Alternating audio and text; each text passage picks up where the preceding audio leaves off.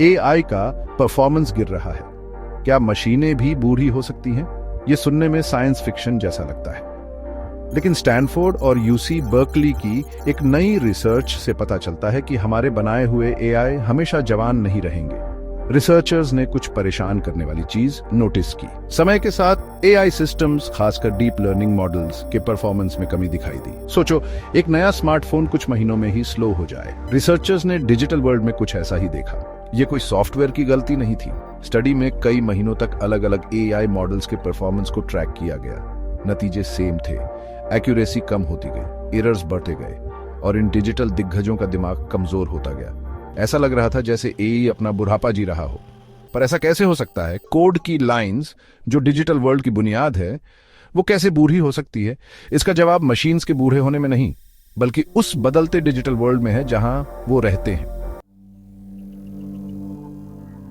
हमारी दुनिया के उलट डिजिटल वर्ल्ड हमेशा बदलता रहता है, अक्सर बेतरतीब ढंग से।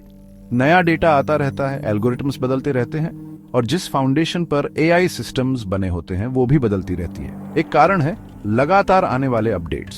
सोचो, किसी घर में कोई रह रहा हो और उसी समय उसकी मरम्मत हो रही हो। हाँ, अपडेट्स चीजें बेहतर करने के लिए होते हैं, लेकिन इस प्रोसेस में कुछ चीजें बिगड़ भी सकती हैं। कनेक्शंस टूट सकते हैं और जो पहले सही चलता था वो अब रुक रुक कर चलने लग सकता है।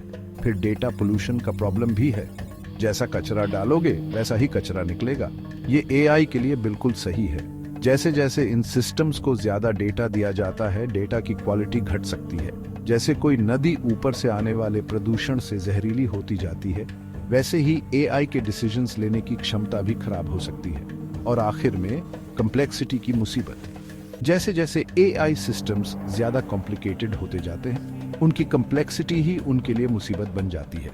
किसी बड़ी और जटिल मशीन की तरह जिसमें हजारों पार्ट्स होते हैं, एक छोटी सी खराबी भी पूरे सिस्टम को खराब कर सकती है। इस डिजिटल एजिंग के नतीजे बहुत खराब हो सकते हैं।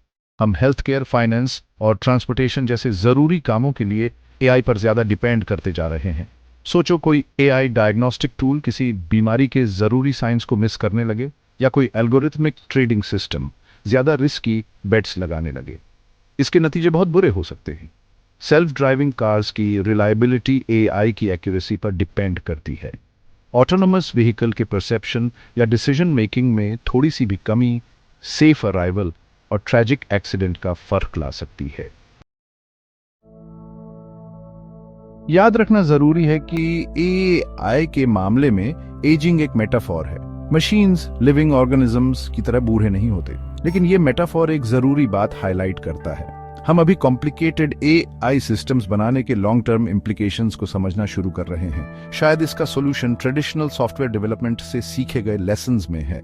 रिगरस वर्जन कंट्रोल, एआई के डिसीजन मेकिंग प्रोसेस में ज्यादा ट्रांसपेरेंसी और टेस्टिंग और वैलिडेशन पर फोकस रिस्क्स को कम करने में मदद कर सकते हैं। लेकिन ये एक बड़ी कॉन्वर्सेशन की शुरुआत है।